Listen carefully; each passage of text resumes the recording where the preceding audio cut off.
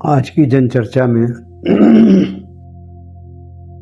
Central market प्रकरण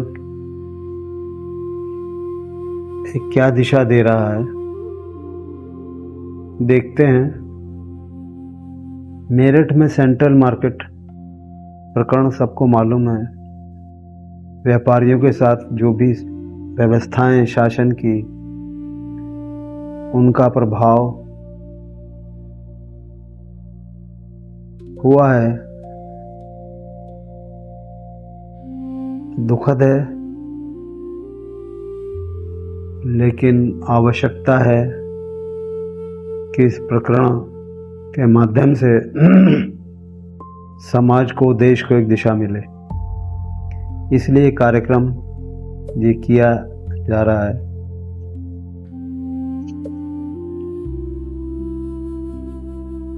central market बताता है हमारी व्यवस्था को, समस्या कहाँ है। हम कहते हैं सामने वाले में समस्या है, जबकि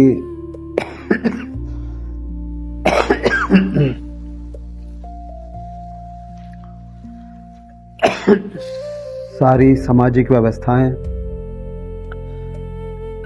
मैनेजमेंट गुरु हो या धर्मशास्त्री हो, वो ये बताते हैं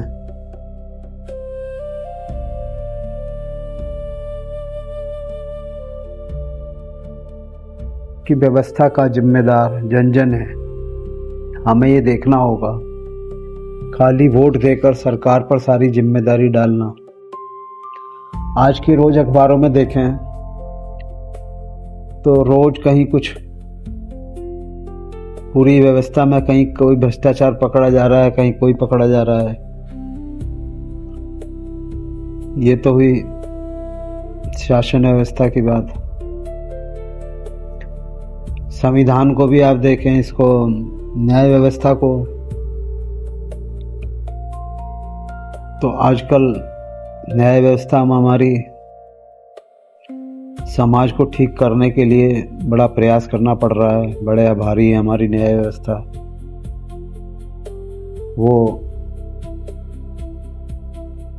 कुत्तों से जनता की रक्षा के लिए निर्णय लेने पड़ रहे हैं।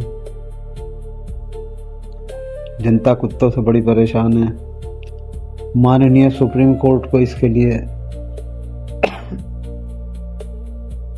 समय निकालना पड़ा अपना, और महत्वपूर्ण निर्णय लेने पड़े। एक अभी चल ही रहा है कांकरोच का मामला,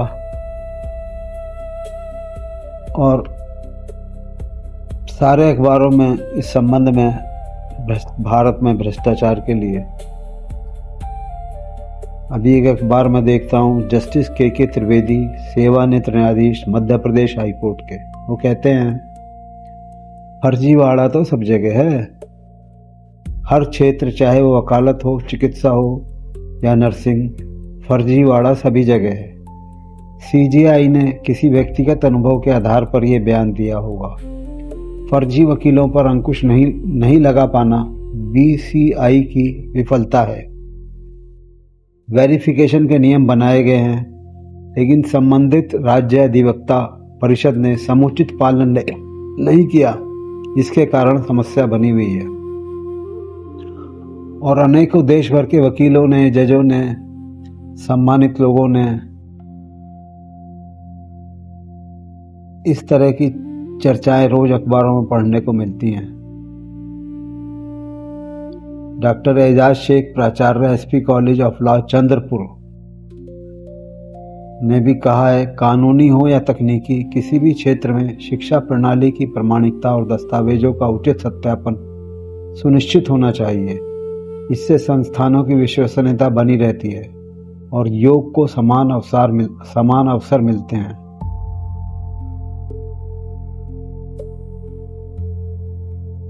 समान अवसर की बात करें तो भारत में समानता कितनी है,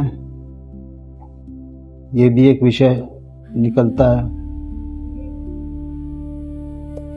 सतीश मुंदवकाडकर पूर्व अध्यक्ष छत्रपति संभाजीनगर जिला वकील संघ कहते हैं, फर्जी डिग्री पर बार काउंसिल ऑफ इंडिया भी गंभीर है। मुख्य न्यायाधीश ने डुप्लीकेट डिग्री वाले वकीलों के प्रति विचार व्यक्त किए थे। उनका आम युवकों पर कोई गुस्सा नहीं था। कुछ फर्जी डिग्री वाले यहाँ भी शक के दायरे में हैं। तो बहुत सारे ऐसे विषय हैं। संदर्भ है इनका। हम इस संदर्भ में केवल ये कहना चाहते हैं कि अब प्रजातंत्र है, तो प्रजातंत्र में जन जन शासक है और जनता को ये अनुभव करना चाहिए कि क्या किया जाए और अपनी ओर देखना चाहिए। सामान्य चर्चा में भी ये होता है कि एक उंगली दूसरी तरफ, 3 उंगलियां आपकी तरफ इशारा करती हैं। तो स्वयं 3 उंगलियां हमारी तरफ हैं, तो हम अपने लिए देखें हम क्या कर रहे हैं। और भ्रष्टाचार, सामाजिक व्यवस्था, शासन व्यवस्था और व्यवस्था की सुदृढ़ता, न्याय व्यवस्था की, ये सब मिलकर यहाँ क्यों ऐसा कारण बन रहा है? इसका मूल है संसद, राजनीति। तो हमें मूल पे देखना चाहिए। अगर वृक्ष पर बीज, फल अच्छे नहीं आ रहे तो हमें वृक्ष को देखना चाहिए कि हम उम्मीद तो कर रहे हैं गुलाब के फूल की और बोया हमने गेंदे का फूल, तो गेंदे पे गुलाब कैसे आ जाएगा? हालांकि अब बॉटनी की तकनीक हो गई हैं कि जड़ों को और तनों को जो है मिला दिया की तकनीक है, साइंस है, वो एक अलग विषय है। लेकिन सामान्य प्रैक्टिकली पे जो है हमें देखना चाहिए। संविधान को, भारत को स्वतंत्रता हुए 80 साल हो गए हैं, होने जा रहे हैं। तो अब पहला तो बड़ा अच्छा है कि इतने वर्षों बाद ये दृष्टि भारतीय जनता को मिली है और आवश्यक हो गया है कि इस दृष्टि से देश को देखा जाए कि हमारी संवैधानिक व्यवस्थाएं, उनके फल ऐसे क्यों मिल रहे हैं? समानता मिलनी चाहिए, कहाँ है? तो अगर हम इसके मूल में जाएं, सेंट्रल मार्केट मेरठ का प्रकरण है। हम मेरठ के रहने वाले हैं, एक सामान्य नागरिक, तो इसलिए इसको जोड़ते हैं हम इसको, क्योंकि अगर ये व्यवस्था सही हो गई, और हम इसलिए नागरिकों से जन जन से अनुरोध करते हैं कि वो इसमें जुड़ें और अपने अनुभवों को, अपने विचारों को वीडियो बनाकर हमें भेजें। हम चैनल पर प्रसारित कर सकते हैं। तो इन सबका जनक है हमारी राजनीति, और राजनीति जनक शुरू होती है आपसे, क्योंकि आप जिन लोगों को जनसेवक के रूप में चुनते हैं। अभी तक तो सब वीआईपी हो रहे थे। पहली बार पिछले 10 सालों में आम जनता को पता चला कि हम जनसेवक चुन रहे हैं। अब हमें यह भी समझना चाहिए कि जन सेवकों के साथ मिलकर हम काम करें,